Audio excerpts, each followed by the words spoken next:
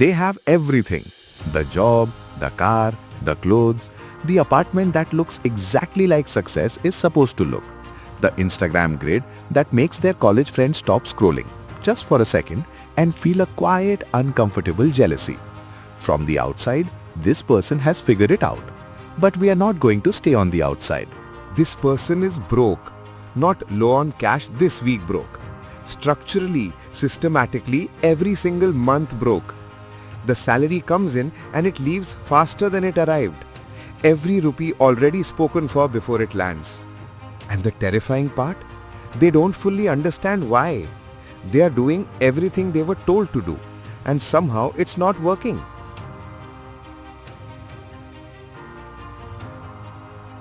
Here's what nobody tells you about your 20s. You enter them believing that if you just work hard enough, if you just hustle enough, everything else will fall into place. So you get the degree, you get the job, you follow the script exactly as it was written for you. And then one day, maybe 6 months in, maybe a year, you look at your bank account and feel something you weren't expecting. Confusion. Because the money is there and then it isn't. And you can't quite explain where it went. That confusion is not an accident. That confusion was engineered, and it starts with 5 lies that most people in their 20s believe completely because they sound exactly like the truth. Before we get into them, I want you to understand something. These aren't mistakes only unintelligent people make. Some of the most educated, hardworking, genuinely driven people you know are living inside these lies right now. The problem isn't intelligence. The problem is that nobody sat them down or you down and explained how money actually works. And in that gap, these 5 beliefs quietly moved in and made themselves at home. Let's evict them one by one. Lie number 1. I'll start investing when I'm older, when I'm more stable, when I'm making real money. This is the most common financial decision that young people make, and it feels responsible. It feels like the mature thing to do, to wait until you really understand what you're doing, until you have more to work with, until the timing is right. But here's the thing about timing. It doesn't wait for you. Every single month you delay is not neutral. It is not a pause button. It is a cost. A real, measurable, devastating cost that most people only discover far too late to fix. And by that point, the damage isn't the kind you can undo with a few good years of investing. The window is gone, and the machine that could have been running for you was running for someone else instead. Let me show you what waiting actually costs in real numbers. 2 people, same salary, same discipline, same investment, just 5,000 rupees a month. Person A starts at 22. Person B thinks, I'll start when I'm settled, and waits until 27. At age 60, Person A has 3.8 crore rupees. Person B has 2.1 crore. Same money, same habit, a 5-year difference. That gap, 1.7 crore rupees, wasn't caused by a bad investment or a market crash. It was caused by a Tuesday afternoon when someone opened an investment app, looked at it and said, not yet. Your 20s are not for running the race. They are for building the engine that wins it. The machine of compounding doesn't care about your reasons. It only cares whether your money is inside it or not. Lie number 2. If I can afford the monthly payment, I can afford it. This lie is different from the first one. The first lie was something you told yourself. This one was designed for you by people far smarter than the average salesperson and tested over decades on exactly the kind of ambitious, aspirational young person watching this right now. They don't ask you, can you afford this car? Because you might say no. Instead, they ask, can you afford 18,500 rupees a month? And your brain, which is very good at math on small numbers and very bad at math on large ones, does the quick calculation and says, yes, probably. What your brain doesn't do is calculate the opportunity cost, what that money could have been, what it could have grown into. While you were paying interest to the bank was doing exactly what you should have been doing with your money. Here is what an EMI actually is. It's a small comfortable chain.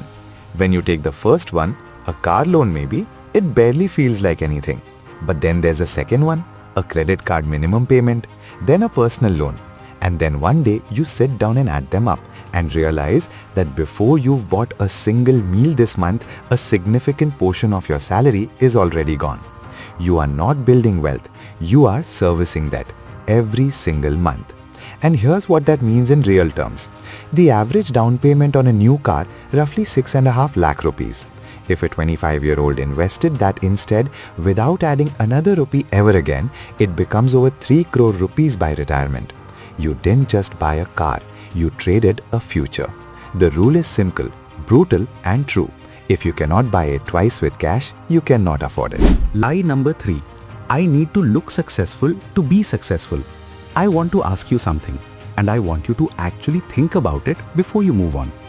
When you bought your last expensive thing, the watch, the shoes, the bag, the car, who were you buying it for? Not the practical answer, the honest one. Because most of the time, if you're being truthful, the answer is for people who weren't there, for an imaginary audience, for a version of yourself that you were trying to project before you'd actually become them. That's not a character flaw.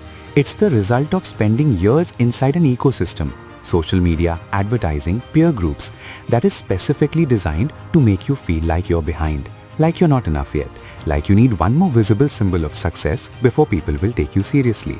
And while you're doing that, while you're buying symbols, someone is getting extraordinarily wealthy from your insecurity.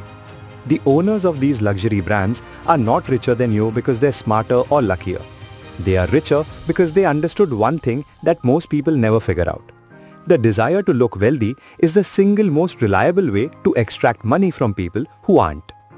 Every designer purchase you make to signal success makes the designer more successful. Every logo you wear that you couldn't quite afford is a direct transfer of wealth, from your future to theirs. Real wealth doesn't look like what you see on social media. The people who are genuinely wealthy are almost impossible to identify by looking at them, because they learned the most counterintuitive lesson in personal finance. Real wealth is invisible. It's assets compounding in the background. It is never, not once, a logo. Lie number 4. My home is my best investment.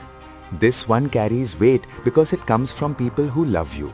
Your parents, your grandparents, they built their lives around this belief and it worked for them, or at least it felt like it did. And so they pass it down not as a myth but as wisdom. Buy a house, build equity. It's the safest thing you can do. And the bankers agree, the realtors agree. Everyone at the table agrees, which should probably make you slightly suspicious because everyone at that table profits when you sign. Here's what they don't tell you before you sign.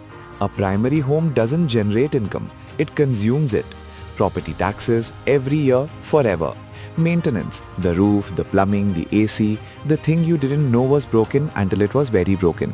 The renovation you didn't plan but somehow felt necessary. And most critically, when you stretch yourself thin to buy the maximum house the bank will approve, which is almost always more house than you actually need, you have no liquidity left, no runway, nothing to invest. All your capital is locked inside 4 walls that are slowly eating themselves. More than half of all home buyers report buyer's remorse.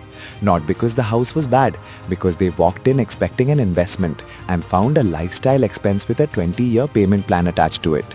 Your home is where you live. Your investments are what set you free. They are not the same thing. Lie number 5. The most seductive of all. A high salary means I've made it. You worked for this, genuinely. The late nights, the anxiety, the years of building towards something that finally has a number attached to it. And when that offer letter arrives with a figure that your younger self would not have believed, there is a very real, very human exhale. A loosening of something that has been tight for a long time. And I'm not here to take that from you. That moment is real. But here is what that moment is and what it isn't. It is the beginning of the opportunity. It is not the destination. Because without a deliberate plan, what almost always happens next is this. The salary goes up, and shortly after, quietly, without any single dramatic decision, the spending goes up to match it. A better apartment because you can, a better car because it makes sense now, better clothes, better restaurants, better everything. Each individual upgrade feels completely reasonable, and that is exactly the problem. Lifestyle creep doesn't feel like a mistake while it's happening, it feels like progress. Until 10 years later, you are earning 3 times what you once made and somehow still have nothing left at the end of the month. just at a significantly more expensive version of nothing. A person earning 30 lakh a year and investing 30% will retire wealthier than a person earning 80 lakh and investing nothing. Your salary is the input. What you do with it every month, every year for decades is the output. Wealth is not what you earn. Wealth is what you keep, what you grow, and what you eventually put to work, so that one day the work no longer requires you. 5 lies, and every single one of them has something in common. They all feel true. They all sound like logic. They all come from somewhere. From the bank that approved your loan, from the brand that sold you the symbol, from the family dinner table, from the social media feed that shows you everyone else's highlight reel but never their bank statement. These lies are not random. They are the operating system that keeps most people working forever just to maintain a life they can't quite afford for an audience that isn't paying as close attention as they think. The gap between where you are and where you want to be is not about talent, not about salary, not about luck. It is entirely about what you believe and whether those beliefs are working for you or against you. The moment you stop believing that waiting is safe, you start. The moment you stop believing that the monthly payment is affordable, you stop. The moment you stop performing wealth for people who don't care, you start building it for yourself. None of this requires perfection. None of it requires a massive income or a financial degree or a perfect moment. It requires one thing, honesty, about where you actually are, about what those purchases actually cost, about who you are actually living for. Most people spend their 20s looking rich. A few spend them becoming rich. The difference is not income. It is not intelligence. It is not the family you came from or the city you grew up in. It is simply this: the willingness to see the lies for what they are, to choose the harder, quieter, less visible path, the one with no showroom moments, no flex-worthy milestones, just assets quietly compounding in the background while everyone else is financing the lifestyle. You don't have to be perfect. You don't have to start big. You just have to start honest. Because the most expensive thing you will ever own is a beautiful life you couldn't actually afford.